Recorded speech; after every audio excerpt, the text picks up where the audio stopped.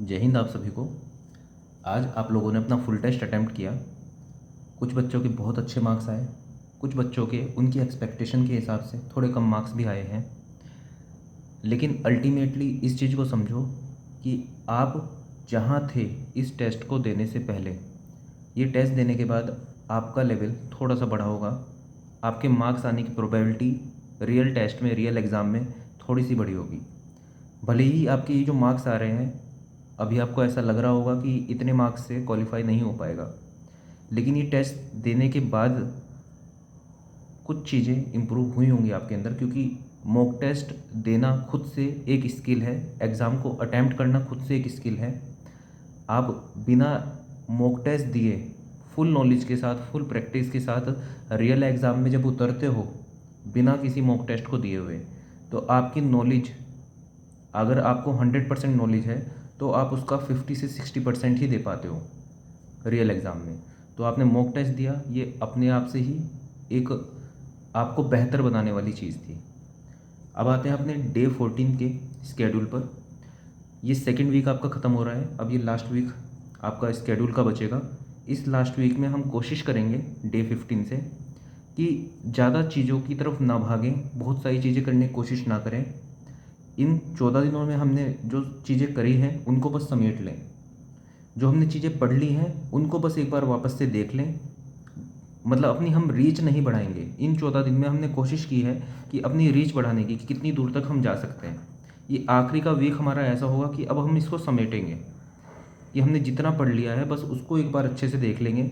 आपके मन में ये चीज़ आ सकती है कि यार थोड़ा सा और पढ़ लूँ, थोड़ा सा और पढ़ लूँ, लेकिन उस थोड़े से और पढ़ने की वजह से आप ये जो बाकी सब चीज़ें, इतनी सारी चीज़ें पढ़ चुके हो, वो सब चीज़ें छूट सकती हैं।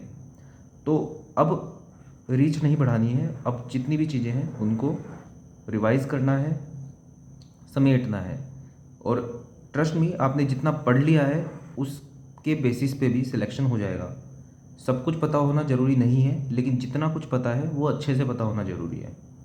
तो रीजनिंग में आज सब्जेक्ट टेस्ट 8 करोगे आप, मोस्ट सेव्ड क्वेश्चन जो कि टेक्स्ट बुक पे मिल जाएंगे आपको। सब्जेक्ट टेस्ट 8 करोगे, 35 मिनट्स में आपको 50 क्वेश्चन करने होते हैं। अपने अकॉर्डिंग आप चूज़ करोगे। ऐसा नहीं है कि बस एग्ज़ाम आने वाला है तो अभी तो आपके 50 क्वेश्चन होने चाहिए थे 35 मिनट में, ऐसा नहीं है। अभी आपका जो लेवल है बस उसको देखो। भले ही एग्ज़ाम से एक हफ्ते पहले आप हो, आप फ्रस्ट्रेट होगे, एंग्जियस होगे इस चीज़ में कि मेरे तो अब तक 40 प्लस मार्क्स आने चाहिए थे, 45 प्लस मार्क्स आने चाहिए थे, अभी तो मेरे 25 ही है, क्या करूं। तो ये क्या करूं वाली फीलिंग से कुछ नहीं होने वाला है। एक हफ्ता है, इम्प्रूव कर सकते हो। 25 से सीधा 40 पे जंप नहीं कर सकते, 25 से 28 पे आओ, 25 से 30 तक जाओ। इस तरह से होती है इम्प्रूवमेंट। आप सीधा 25 से 40 प्लस के बारे में सोचोगे। हाँ, एक एम बनाना अलग बात है, लेकिन स्टेप धीरे धीरे ही लिए जाते हैं। एम बहुत बड़ा कर सकते हो आप, लेकिन स्टेप धीरे धीरे ही लोगे, तभी आप ऊपर तक पहुँचोगे। तो अगर आपके अभी 25 आ रहे हैं तो 35 मिनट में कोशिश करनी है आपको कि मैं 30 क्वेश्चन बिल्कुल सही सही अटैम्प्ट करूं, और 30 तो नंबर मेरे आने चाहिए। 35 अटैम्प्ट करूं और 30 नंबर तो आने चाहिए। इस तरह से जिसके 40 नंबर आ रहे हैं, 40 नंबर आ रहे हैं जिसके, या फिर 40 अटैम्प्ट कर पा रहा है, वो 45 अटैम्प्ट करने की कोशिश करे। बात सिर्फ ये नहीं है कि 35 मिनट में 50 क्वेश्चन करने हैं। अभी आपका क्या स्कोर है उसके अकॉर्डिंग एनालाइज करो। जो 45 प्लस मार्क्स ले रहा है, लेके आ रहा है, उसको कोशिश करनी है कि 35 मिनट में 50 क्वेश्चन करूँ। लेकिन जिसके 25 मार्क्स ही आ रहे हैं उसको 35 मिनट में 50 क्वेश्चन करने की कोशिश नहीं करनी। उसको कोशिश करनी है कि अपना किस तरह से स्कोर बढ़ाऊँ, 25 से मुझे 30 लेके आने हैं। अब भले ही वो 30 क्वेश्चन में लेके आऊँ या 35 क्वेश्चन में लेके आऊँ, तरीका वही रहेगा। 50 क्वेश्चन है, ढूंढ के निकालने हैं ऐसे क्वेश्चन जो आप कर सकते हो, जो जिसकी आपने प्रैक्टिस की है, जो आपको ईजी लग रहे हैं। पहले टाइम सेव होगा, दूसरा एक एक मार्क्स बटोरोगे आप।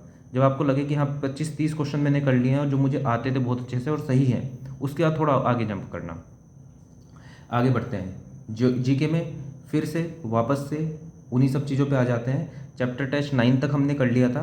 आज चैप्टर टेस्ट 10 करोगे आप, ज्योग्राफी का, पॉलिटी का, हिस्ट्री का, स्टैटिक जीके का और जीएस का। टेक्स्ट बुक की टेस्ट सीरीज में आपको ये मिल जाएगा। ये चैप्टर टेस्ट आपको कर लेना है। इसकी जो 10 क्वेश्चन होंगे, मॉक टेस्ट की तरह नहीं अटैम्प्ट करना है, सबमिट कर देना है और वो 10 क्वेश्चन को देख लेना है और उनकी थ्योरी थोड़ी बहुत ही देख लेना। कोई क्वेश्चन ऐसा लगे कि यार अटपटा सा नाम है, अजीब सा नाम है, इस डेटा का तो कुछ नहीं हो सकता, छोड़ दो उसको। ऐसा नहीं है कि हर एक चीज़ याद करनी है, देख लिया छोड़ दो। देखा दिखाया क्वेश्चन सा आ गया, कर लोगे।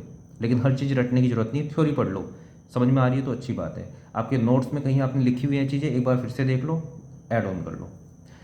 करंट अफेयर में अब तक आप अगस्त 2023 तक पढ़ चुके हो, आपने करंट अफेयर देख चुके हो, 20 क्वेश्चन होते हैं हर मंथ के हिसाब से।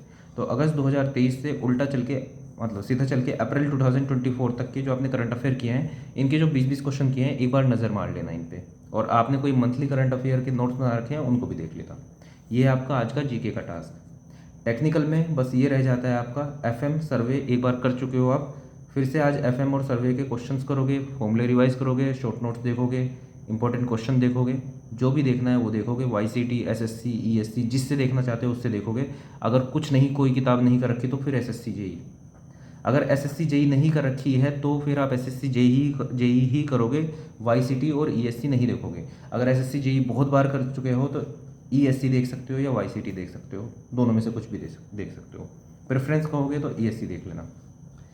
अच्छा, और तीसरे नंबर पे एनवायरनमेंट। सबसे पहले तो एसएससी जेई के पीवाईक्यू सारे कर लेना, इसके रिपीट हो जाते हैं, और उसके बाद फिर आप ईएससी के या वाईसीटी देख सकते हो। शॉर्ट नोट्स देख लेना, सभी फॉर्मूले टिप्स पे होने चाहिए, ये सब आपको देखना है टेक्निकल में। तो ये था आपका आज का टास्क जो कि आपको कंप्लीट करना है। डे 15 से कुछ नई स्ट्रेटजी रखेंगे, और घबराना नहीं है बिल्कुल भी, बिल्कुल मस्त हो जाओ। अगर आप अब तक तैयारी करते हुए आए हो तो ये बस आखिरी का एक हफ्ता है, इसमें भी बस अच्छे से तैयारी कर लो, सिलेक्शन हो जाएगा आपका। आपको बस जितना आता है उतना बस डिलीवर करके आना है वहाँ पे। वो डिलीवर कैसे करोगे, जब अच्छे से रिवीजन कर लोगे सब चीज़ों का। इतने क्वेश्चन आपके किए हुए होंगे तो वहाँ पर आपको क्वेश्चन देख के ऐसा नहीं लगेगा कि सिर्फ थ्योरी पढ़ी थी, क्वेश्चन कैसे करूँ। आपने रियलिटी में क्वेश्चन इतने किए हुए हैं, एसएससी जेई पीवाईक्यू इतनी बार किया हुआ है कि वहाँ पे आपको डर नहीं लगने वाला है। आपने मॉक टेस्ट भी इतने अटैम्प्ट कर लिए, तो चिल रहो बिल्कुल, बहुत अच्छा एग्ज़ाम होगा, बस पढ़ते रहो daily. So that's all for this video. जय हिंद।